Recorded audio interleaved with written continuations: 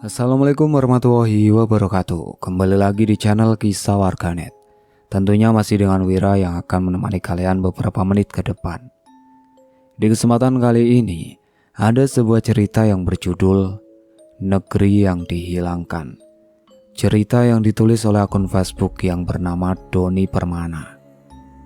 Daripada kalian penasaran dengan cerita kali ini, mari kita simak ceritanya.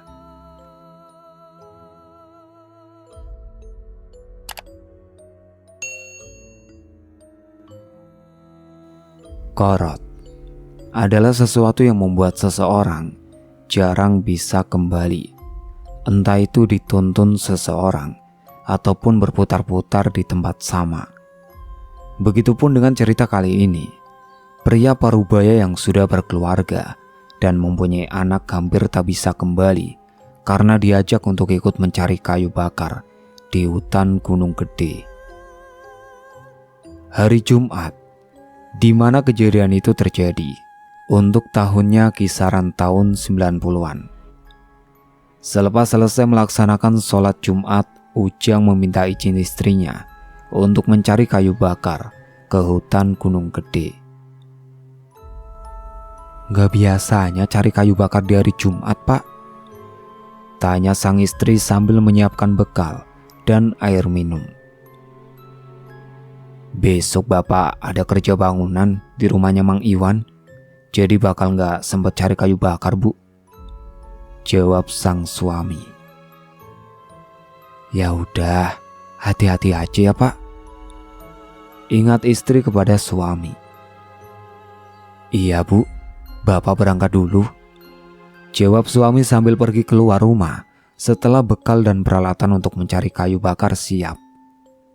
Ujang adalah warga kaki Gunung Gede, tepatnya di kampung Geprong. Kayu bakar sudah menjadi bahan pokok di kala itu, karena kebanyakan warga memasak menggunakan kayu bakar. Singkat cerita, berangkatlah Ujang menyusuri jalan setapak untuk pergi ke dalam hutan. Dan benar saja, di dalam hutan tak ada yang mencari kayu bakar, karena kebanyakan warga kalau hari Jumat jarang beraktivitas ke dalam hutan.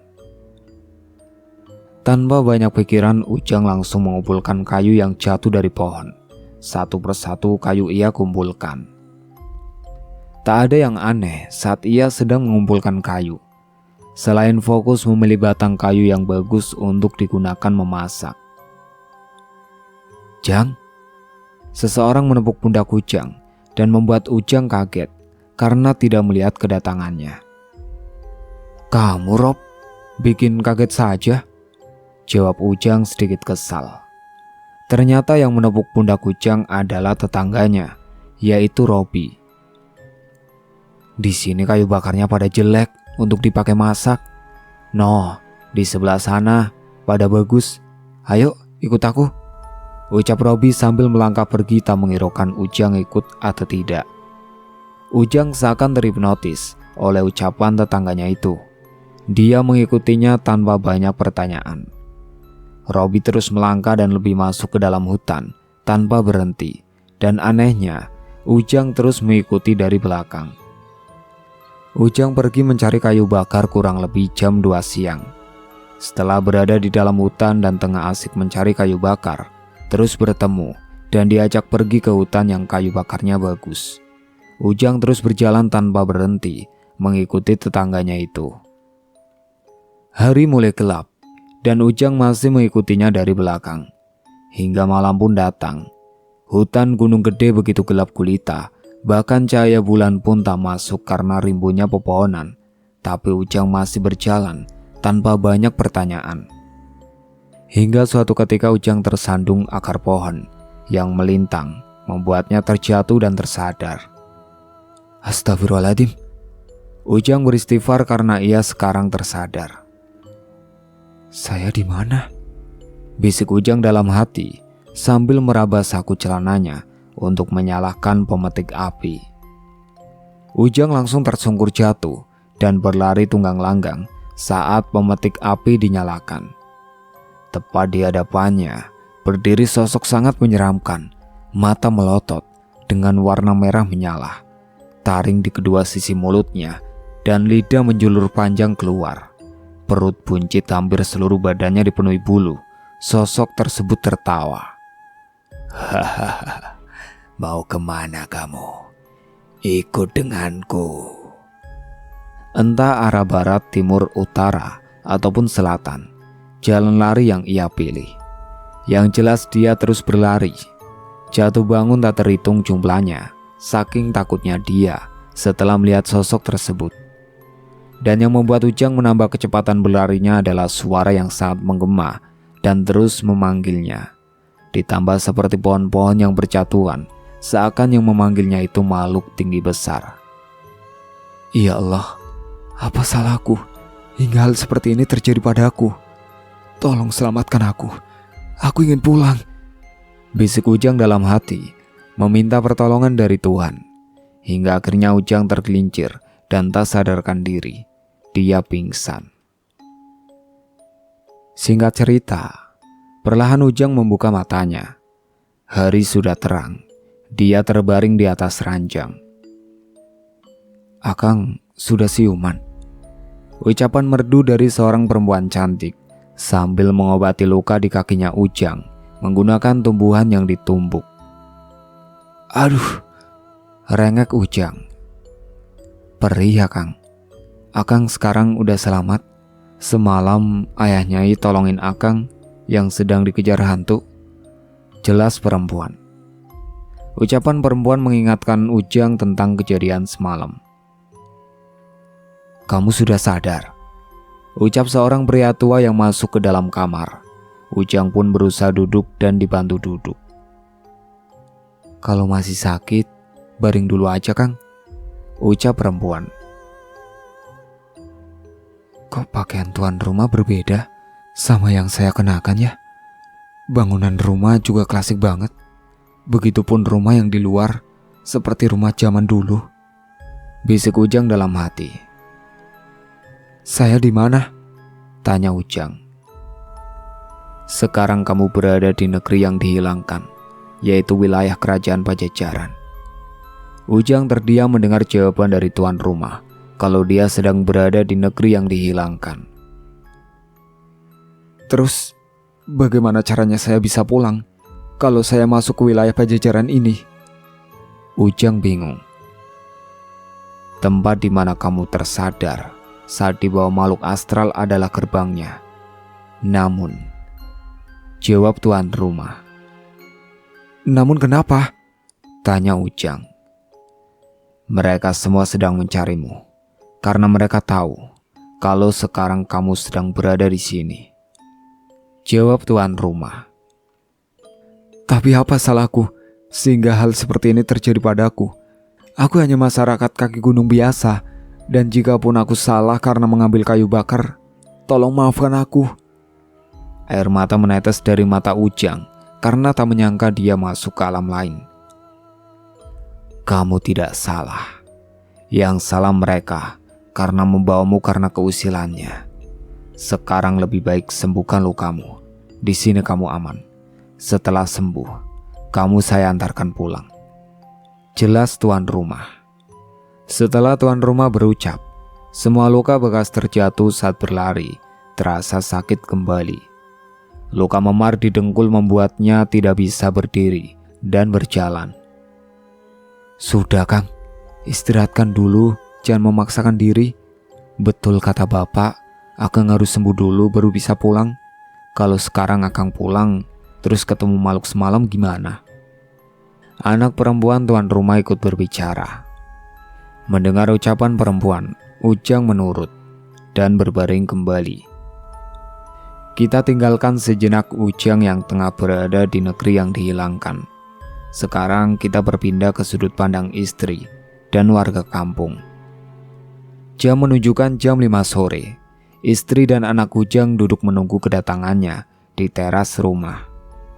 Tumben nak, bapakmu belum pulang? Ucap ibu sambil menyuapi makan anaknya yang masih berumur 4 tahun. Emang bapak pergi kemana mak? Tanya anak kedua Ujang yang sudah berumur 13 tahun. Bapakmu pergi mencari kayu bakar, jawab ibunya. Dan senja pun tiba, namun suaminya tak kunjung datang. Perasaan istrinya semakin tidak karuan karena dari awal kepergiannya, feeling istrinya sudah jelek. Suara adzan maghrib pun berkumandang. Selesai sholat, istri Ujang memutuskan untuk memberitahu tokoh masyarakat tentang Ujang yang belum pulang dari hutan.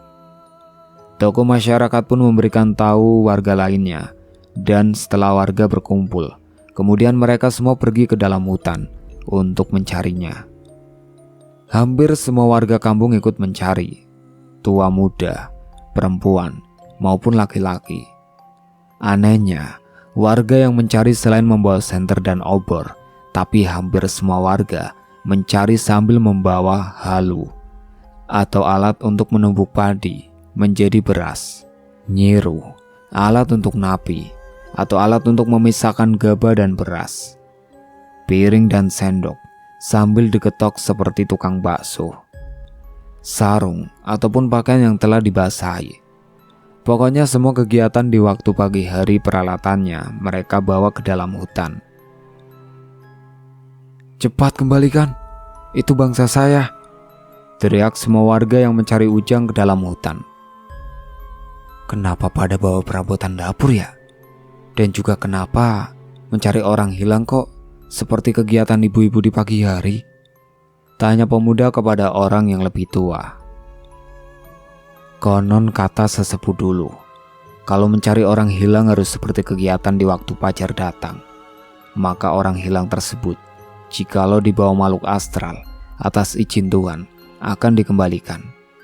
Jawab salah satu warga. Lantunan adzan subuh terus dikumandangkan, padahal waktu pencarian oleh semua warga belum memasuki adzan subuh. Perkiraan masih jam 7 malam. Proses pencarian Ujang sangat kental dengan adat istiadat. Usut punya usut, ini bukanlah hal pertama kalinya terjadi. Tidak sering, namun beberapa tahun sekali pernah terjadi. Dan alhamdulillahnya, orang yang hilang pun dikembalikan walaupun sedikit linglung saat ditemukan. Setitik harapan muncul saat salah seorang warga menemukan bekal yang dibawa Ujang di salah satu tempat di hutan Gunung Gede.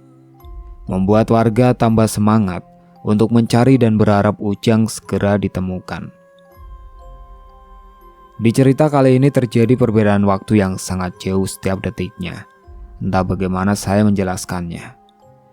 Perkiraan saya sebagai penulis, 1 detik di alam manusia bisa 1 hari di alamnya Ujang berada, tapi entahlah. Dan biarkan semua warga terus mencari. Kini kita berpindah lagi ke tempatnya Ujang berada di negeri yang dihilangkan. Di hari itu Ujang hanya terbaring di atas ranjang. Semua keperluan Ujang diurus oleh anak perempuan tuan rumah, dari makan dan pergi ke air.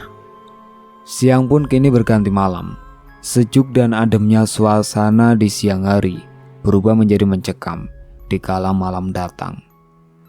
Bumi bergetar seperti sedang terjadi gempa. Suara pohon berjatuhan seperti roboh. Dan yang membuat Ujang takut adalah suara bergema di luar rumah. "Kembalikan mainanku, Ki. Kamu jangan ikut campur," teriak salah satu sosok di luar rumah. Dan ternyata bumi serasa gempa karena sosok tersebut yang tinggi besar. "Jika kamu berani mengusik anak manusia ini, berarti kamu berurusan dengan saya," jawab tuan rumah. Ujang berusaha bangun dari ranjang, tapi anak perempuan pemilik rumah langsung menghampiri. "Akang jangan takut, bapakku bukan orang sembarangan. Semua makhluk di luar, walaupun ingin membawa Akang, tidak akan berani masuk ataupun membawa Akang. Percayalah sama Nyai." Jelas perempuan berusaha untuk menenangkan Ujang yang ketakutan. "Akang takut," ucap Ujang. "Sini, Nyai peluk, biar Akang tenang." Hal yang tak terduga terjadi. Perempuan tersebut memeluk tangan Ujang yang gemetaran. "Aki, jangan ikut campur urusan kita. Kita hanya ingin mengambil mainan yang sengaja dibawa dari alam manusia." Suara lantang dari luar rumah. Terdengar suara pintu kayu yang terbuka. "Sudah kubilang, Jangan ganggu anak manusia ini. Suara bergema dari bapaknya perempuan, namun anehnya setelah berucap terdengar aungan harimau yang sangat lantang. Itu suara harimau? Tanya Ujang kepada perempuan. Itu bapak saya, jawab perempuan. Kalau bukan karena kamu yang menghalanginya, pasti ku ambil paksa dan ku rusak kampung ini. Suara sangat bergema dengan nada sangat kesal. Jangan pernah mengusik bangsa manusia, jawabnya. Kamu juga, mengapa membantu bangsa manusia? Sudah tahu beda alam. Dasar harimau tua, jawabnya kesal. Saya bangsa manusia yang patuh kepada raja dan taat kepada Tuhan. Sampai saat ini kami ada, hanya saja tidak terlihat, bukan seperti kalian, jawab tegas bapak tua. Semua makhluk menyeramkan itu hanya berargumentasi, tapi tidak ada yang berani menyerang. Pergilah, pokoknya bangsa manusia ini akan saya pulangkan. Seketika dia menjawab dengan mengeram kesal sambil pergi. Setelah semua makhluk pergi, bapak tua tidak masuk ke rumah, melainkan pergi ke rumahnya tetua kampung. Dan tidak lama berselang kembali lagi ke rumah. Bapak habis dari mana? Tanya anak perempuan dan Ujang yang menunggu kedatangannya di ruang tamu. Habis dari rumahnya Raden Surya Kencana, jawabnya. Ujang terdiam mendengar kata Raden Surya Kencana karena ia tahu siapa beliau, walaupun hanya sebatas cerita turun-temurun. Kenapa, Kang? Kok termenung mendengar nama sesepuh kami? Tanya Nyai. Bukankah beliau itu putra dari sesepuh Raja Cianjur dahulu, dari golongan bangsa? Ujang tak berani melanjutkannya. Wajar aja kamu tahu, toh kamu warga asli. Namun duluan kami yang menghuni tanah ini, jawabnya. Maksudnya? Tak perlu berpura-pura, karena kamu sudah tahu tentang kami. Walaupun hanya sebatas kisah turun-temurun, kami memang ada dan nyata. Hanya saja orang-orang tertentu yang bisa berjumpa dengan kami, jawabnya. Ujang terdiam. Sekarang kamu istirahat, karena besok kita akan menemui Raden, ucapnya lagi. Dan mereka bertiga pun pergi untuk beristirahat. Dan kita tinggalkan sejenak Ujang di dimensinya, kembali lagi ke alam manusia yang tengah sibuk mencari-cari Ujang.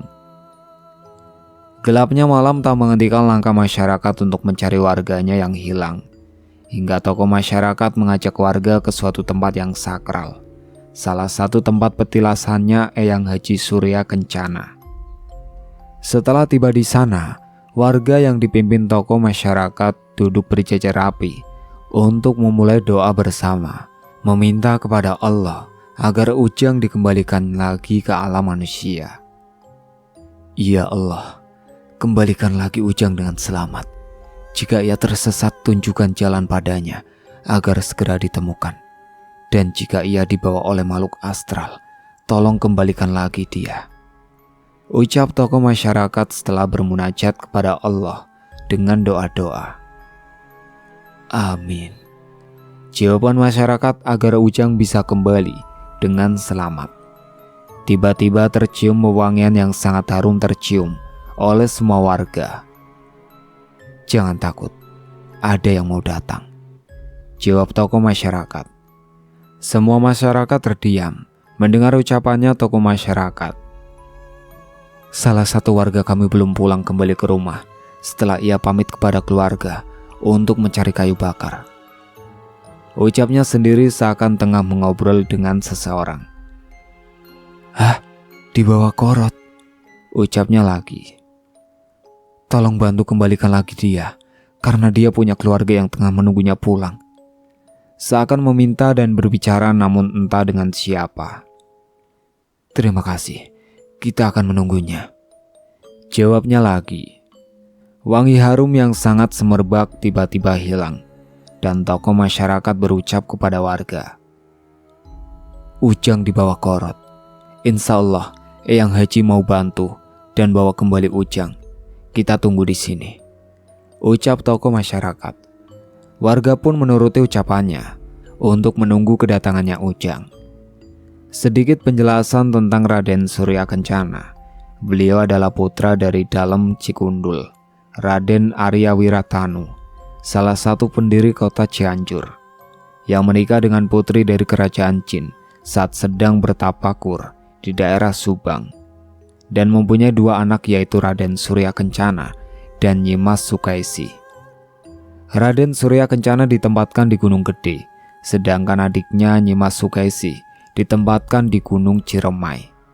Ia adalah versi dari Buyut Doni tentang sekilas penjelasan Raden Surya Kencana.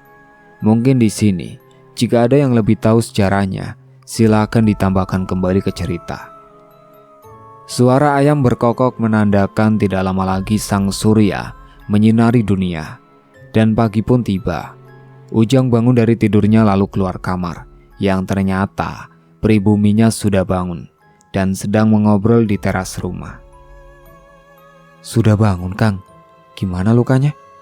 Tanya Nyimas. Pertanyaannya membuat Ujang kembali teringat akan semua lukanya saat berlari dikejar makhluk astral. Anehnya, semua lukanya Ujang sembuh, bahkan tak ada bekas luka di tubuhnya.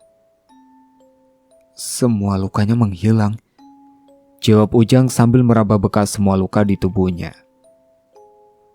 Kenapa bisa secepat itu ya sembuhnya? Ucap Ujang keheranan. Atas kehendak Tuhan, lukamu langsung sembuh, Jang.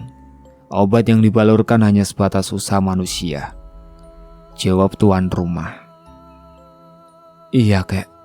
Terima kasih telah membantu saya merawat dan dibolehkan tinggal di sini.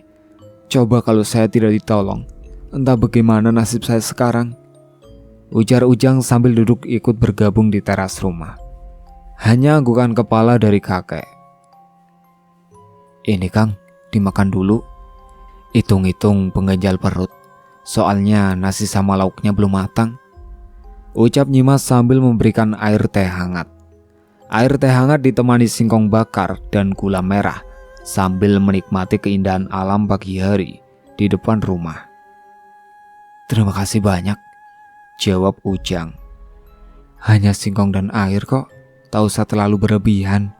Nyai ke belakang dulu, mau lanjutin memasak, jawab Nyimas selalu pergi ke dapur. Pak, saya mau pulang, ucap Ujang membuka pembicaraan. Entar habis makan kita ke rumahnya Raden. Ada suatu hal yang ingin ditanyakan, jawab kakek. Tapi beliau mau menanyakan hal apa ya? Jadi bimbang, jawab Ujang. Jika kamu tidak salah, kenapa harus takut? Tapi jika kamu berbuat salah, maka kamu akan tinggal di sini untuk selamanya, jawab kakek. Saya hanya manusia biasa, Kak. Penduduk asli kaki gunung yang biasa ngambil kayu bakar untuk keperluan memasak, jawab Ujang. Izin tidak sama yang punya? Tanya kakek. Ujang hanya terdiam. Sudah, jangan terlalu dipikirkan. Ntar jawab aja yang jujur, ucap kakek. Iya, jawabnya. Dan bukannya kamu yang akan ditanya, makhluk yang mau membawamu juga akan ditanya. Karena mengusik bangsa manusia, tentunya dia akan menyalahkanmu dengan berbagai alasan, ucap kakek kembali. Terus saya harus gimana? Tanya Ujang khawatir. Sudah ku bilang, jawab aja yang jujur. Raden adalah orang yang bijaksana dan tentunya lebih tahu mana yang salah dan yang benar, jawab kakek. Setelah beberapa saat, Pak, mari makan, ucap Nyimas di depan pintu. Mari Jang, kita makan dulu. Mereka bertiga pun makan bersama di dapur. Setelah makan selesai, Mereka bertiga pergi ke rumahnya sesepuh, yaitu Raden Surya Kencana. Singkat cerita, sampailah mereka bertiga di depan pagar rumahnya Raden Surya Kencana, yang ternyata di halaman depan rumahnya ada sebuah balai yang cukup luas. Di sana ada 3 sosok yang sangat menyeramkan, tengah berbicara dengan seorang pria parubaya penuh wibawa. Lambaian tangan dari pria parubaya menandakan untuk masuk ke dalam. "Assalamualaikum," ucap salam dari kakek saat sudah berada di depan balai. Belum sempat dijawab ucapan salam. Dia orangnya Raden. Dia selalu menebang pohon, merusak hutan, hampir gundul pepohonan yang telah berusaha ribuan tahun ditebang olehnya. Saya pun punya buktinya. Di hutan sebelah sana, banyak pohon yang ditebang diambil kayunya. Makanya saya mau membawanya dan mau diserahkan pada Raden. Ucapan salah satu makhluk menyeramkan.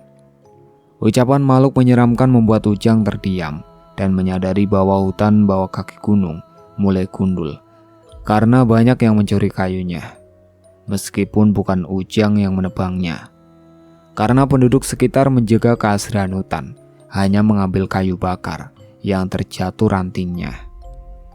"Waalaikumsalam. Silakan duduk," jawaban dari pria parubaya yang ternyata beliau adalah Eyang Prabu Surya Kencana. "Sendiko dawuh Eyang," ucap kakek. Setelah duduk, kakek membuka pembicaraan. "Ini adalah Ujang, orang yang masuk ke dalam desa karena dikejar mereka, Raden," ucap kakek sambil melirik kepada Ujang. "Kenapa kamu bisa masuk ke dimensi ini? Coba jelaskan," tanya Raden. "Saya terima salah karena telah mengambil ranting kayu bakar tanpa izin. Bukan hanya saya saja, semua warga juga selalu mengambil kayu bakar tanpa permisi. Tapi hanya ranting yang jatuh, tidak pernah merusak hutan lindung," jelas Ujang. "Ini karena salah saya juga. Karena di hari Jumat mengambil kayu bakar. Tidak menuruti ucapan tetua kampung. Hari Jumat lebih baik beraktivitas di kampung, jangan masuk hutan," jelas Ujang kembali. "Teruskan," jawab Raden. "Saya diajak tetangga saya saat tengah mengumpulkan kayu. Tapi setelah saya ikut tidak kunjung sampai, hingga akhirnya saya tersandung dan saya tersadar. Ternyata hari sudah gelap dan tetangga saya berubah jadi salah satu dari mereka," jelas Ujang. "Bohong, dia berbohong Eyang," ucap makhluk menyeramkan. "Diam," jawab Eyang. Anehnya makhluk menyeramkan itu menurut. "Semua keluarga dan para penduduk telah menunggumu pulang karena semua mencarimu," jelas Eyang. "Saya mau pulang, Raden. Tolong bantu saya," pinta Ujang sambil menangis. "Jangan pernah mengganggu bangsa manusia. Pergilah," ucap Eyang kepada makhluk menyeramkan. "Baik Eyang, mohon maaf," jawab makhluk menyeramkan kemudian pergi meninggalkan mereka menuruti ucapan Raden. "Sekarang kita pulang. Pejamkan matamu," ucap Raden. "Tunggu Raden, saya belum mengucapkan terima kasih kepada kakek dan Nyimas," jawab Ujang. "Kakek, terima kasih telah menolong saya, mengobati, dan dibolehkan menginap di rumah kakek. Begitupun sama, Nyimas terima kasih banyak atas semuanya," ucapan Ujang. "Sama-sama. Pulanglah, mereka telah menunggumu," jawab kakek. Ujang pun memejamkan matanya menuruti ucapan Raden Surya karena setelah Ujang menutup mata selang beberapa detik. "Buka matamu," ucap Raden. Hari yang tadinya masih pagi berubah jadi gelap gulita dan kini Ujang berada di dalam hutan kembali. "Raden, ini di mana?" ucap Ujang. Namun Ujang hanya sendirian. Raden Surya Kencana, kakek, dan Nyimas telah menghilang. "Tolong, tolong!" teriak Ujang di bawah pohon besar ketakutan. Takut hal yang sebelumnya terjadi terulang kembali. Suara teriakan minta tolong Ujang membuat semua warga bangun dari duduknya di tempat petilasan Raden Surya Kencana. "Suara Ujang," ucap sesepuh kampung. "Kami di sini, Jang. Kamu di sebelah mana?" teriak warga. "Saya di sini." Akhirnya Ujang pun ditemukan, tidak jauh dari tempat petilasannya Raden Surya Kencana. Keluarga maupun warga bersukacita karena Ujang telah ditemukan. Semua penduduk yang ikut mencari keluar dari hutan pulang kembali ke kampung. Ujang ditemukan dalam keadaan sehat walafiat. Itulah akhir cerita yang berjudul Negeri yang Dihilangkan. Sekian dari saya. Wassalamualaikum warahmatullahi wabarakatuh.